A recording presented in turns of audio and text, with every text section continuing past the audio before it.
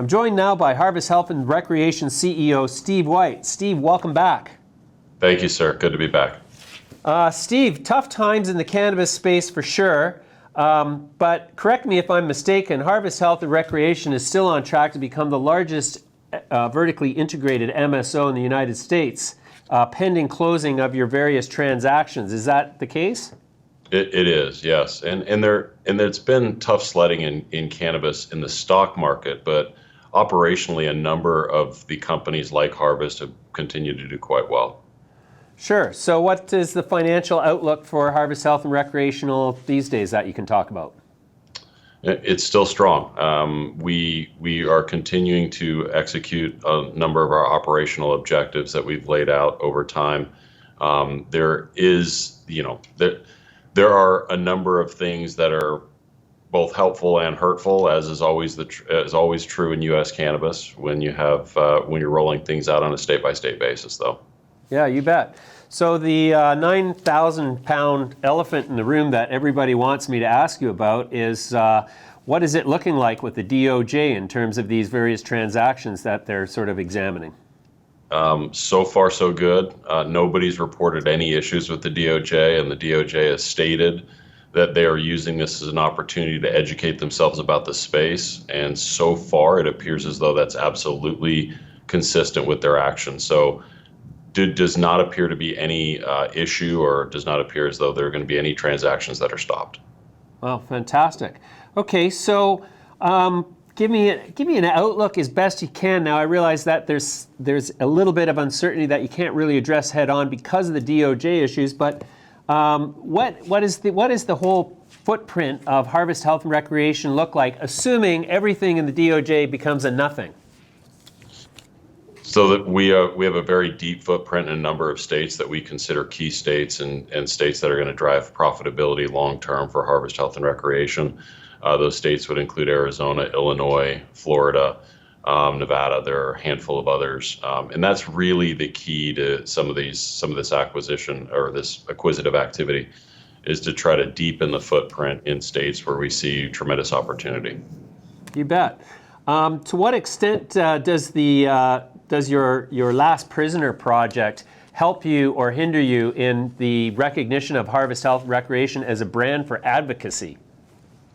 It helps, obviously. I mean, Harvest has deep roots in advocacy and since its inception, and we're really old for a cannabis company. We were founded in 2011. We were founded with the idea that we were going to address three issues that weren't currently being addressed.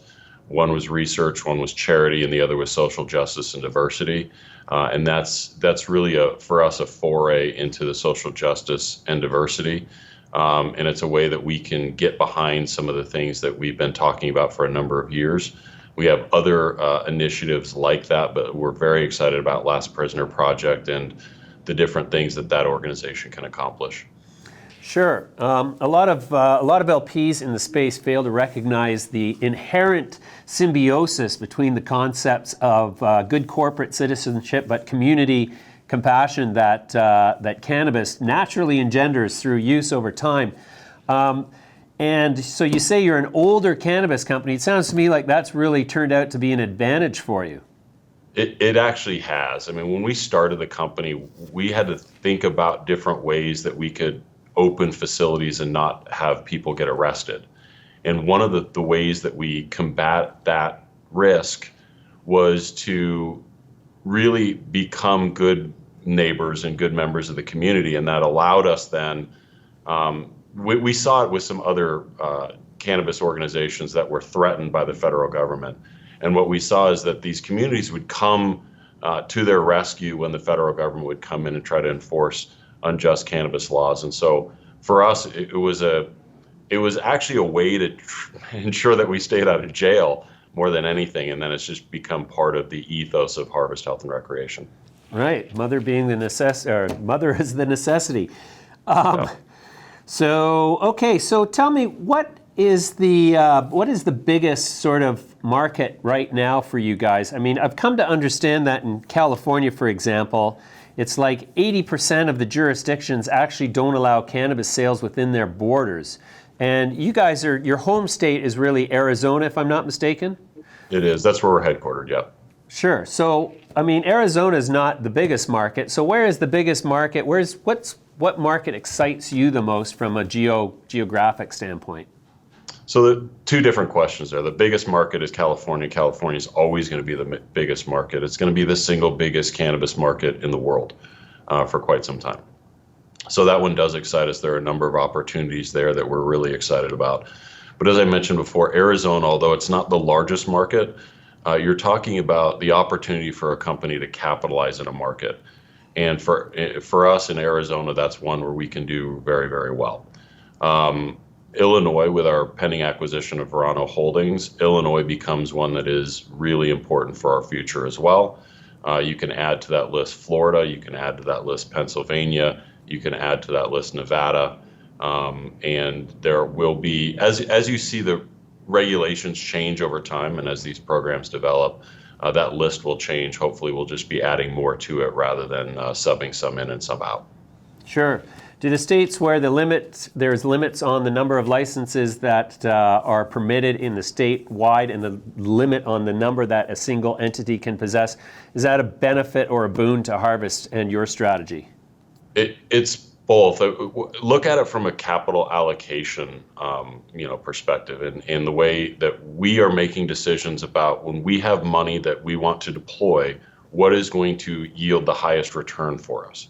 So if you limit the number of suppliers or the number of retail facilities, when you think about that, you think about some supply constraints. And if you're projecting significant demand, supply constraints are good for returns for a company. So those limited license states become high priorities for us. Mm-hmm. Okay, great.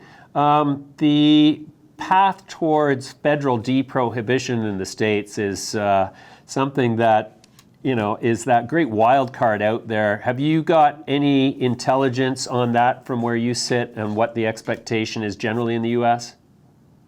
The expectation in the U.S. generally is this is a question of when, not if. And there is a how that's mixed in with that as well. And so for us, what's really important is that we can ensure that investors are protected from federal interference if they invest in companies like Harvest. That to us would be huge. The ability to list on U.S. exchanges is a big deal for U.S. cannabis companies.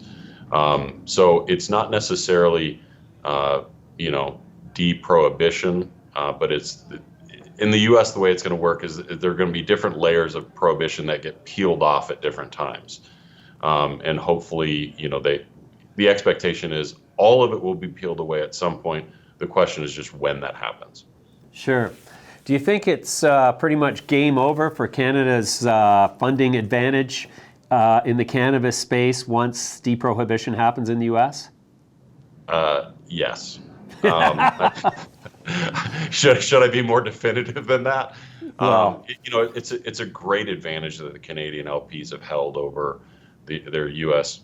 counterparts over time, that they've been able to access capital at much lower rates, and there's many more capital sources that they can look to than we can in the U.S. When that changes and we are competing on an equal playing field, very simply put, the California market itself is going to be larger than the Canadian market. So we really like our chances once we get to play with the same rules that the Canadian LPs play with. Well, great.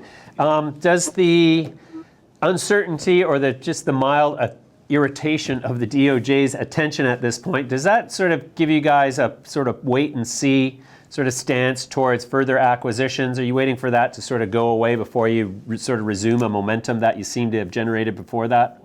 It certainly puts a chilling effect on M&A activity across the U.S. Because you realize that once you acquire a company, you're going to have to spend this very lengthy and expensive process to actually get approval before you can close it. But for us, the bigger issue is that we've done the bulk of our big acquisition activity because that was a quick way for us to gain scale. And so now what we're looking at is very strategic acquisitions in states where we can go deeper than we currently are, that we think present unique opportunities for Harvest. So we're not too worried about that going forward, but it's actually kind of helpful because other people can't conduct large transactions. Makes sense. All right, Steve, that's a great update. I really appreciate your time. Thanks for joining me today. Thank you as always. Appreciate it.